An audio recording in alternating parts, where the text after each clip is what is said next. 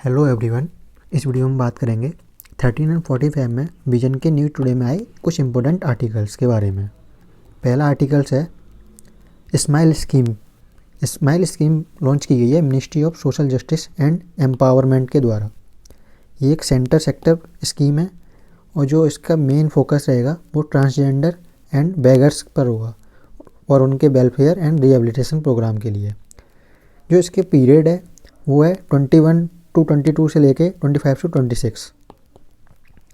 अगर इसके पहले सब पार्ट की बात की जाए, ट्रांसजेंडर पर्सन के लिए क्या क्या स्टेप लिए गए हैं इसमें, तो इसमें स्कॉलरशिप दी जाएगी ट्रांसजेंडर स्टूडेंट को जो कि पढ़ रहे हैं क्लास 11 से लेके टिल पोस्ट ग्रेजुएशन तक के। सेकंड है skill development programme and livelihood under PM Daksh scheme. Third, housing facility provide करी जाएगी इन द फॉर्म ऑफ गर्मा गृह, जिसमें उन्हें फूड दिया जाएगा, क्लॉथिंग दी जाएगी, रिक्रिएशनल फैसिलिटी प्रोवाइड करी जाएगी एंड स्किल डेवलपमेंट प्रोग्राम चलाए जाएंगे। नेक्स्ट बात की जाए तो ट्रांसजेंडर प्रोटेक्शन सेंटर खोले जाएंगे in each state to monitor cases against them. Next अगर बात करें तो composite medical health package with the help of PMJ scheme.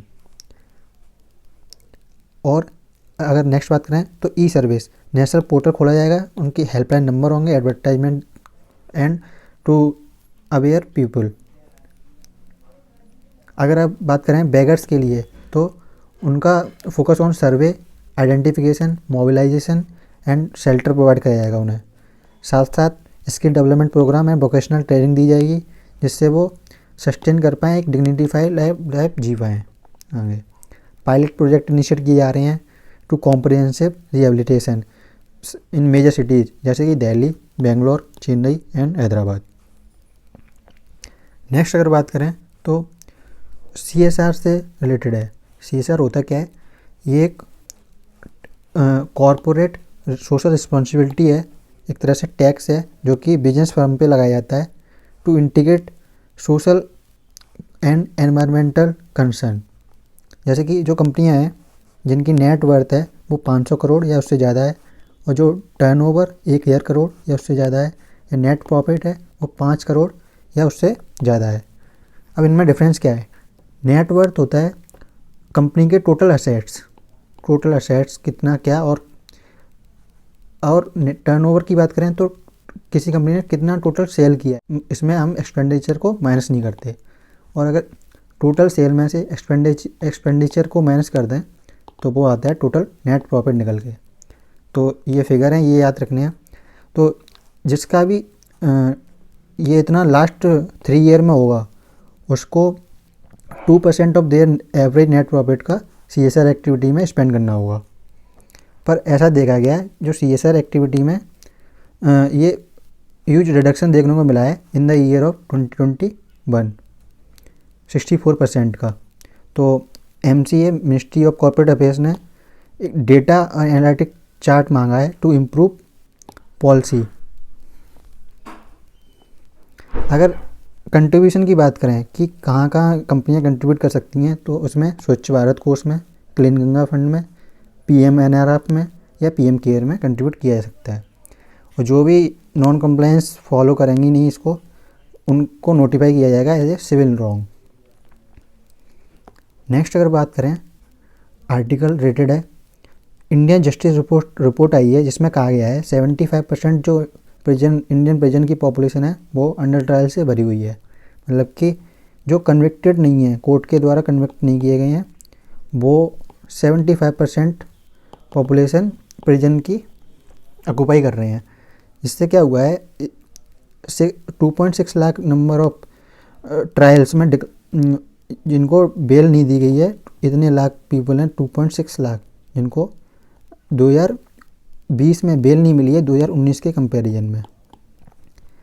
और इसका सबसे मेन कारण रहा है, एक तो लॉकडाउन वगैरह लगता रहा है जिससे कि जुडिशियरी है वो ऑनलाइन जाती रही है, पूरे अपने पोटेंशियल से काम नहीं किया है।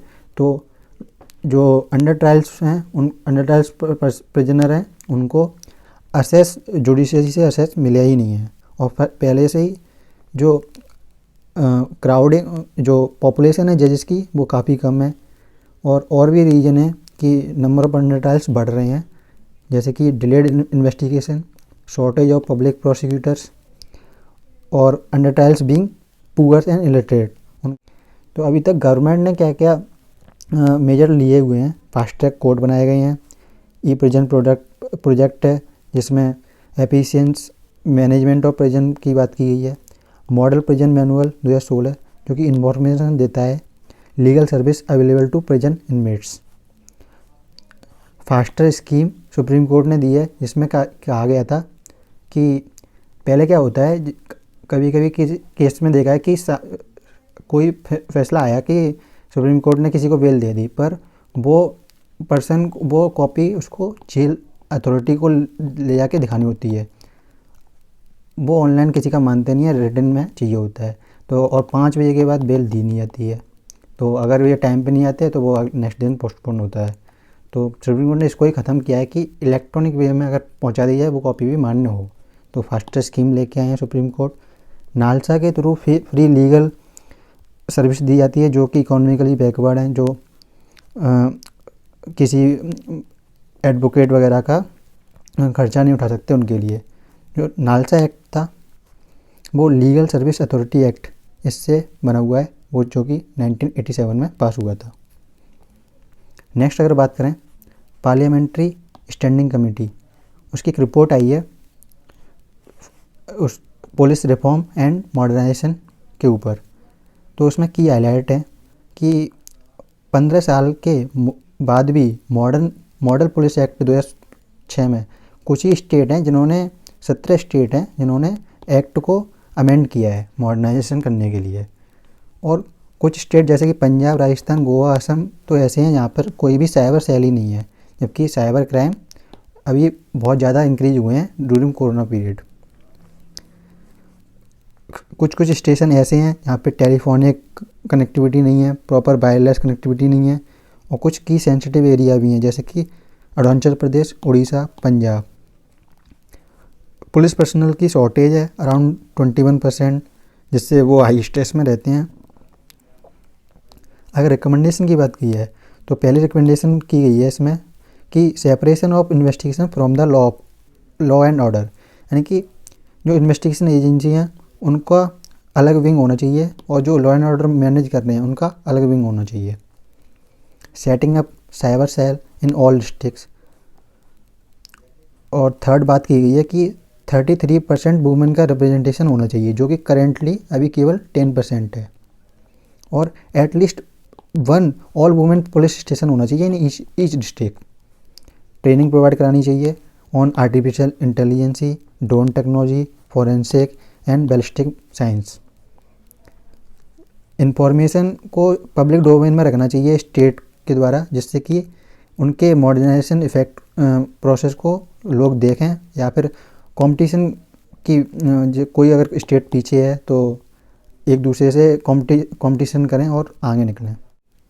नेक्स्ट अगर बात करें तो एसेंशियल रिलीजियस प्रैक्टिस टेस्ट, ये डॉक्ट्रिन है वो सुप्रीम कोर्ट ने सिरूर मुत केस में 1954 में दी थी।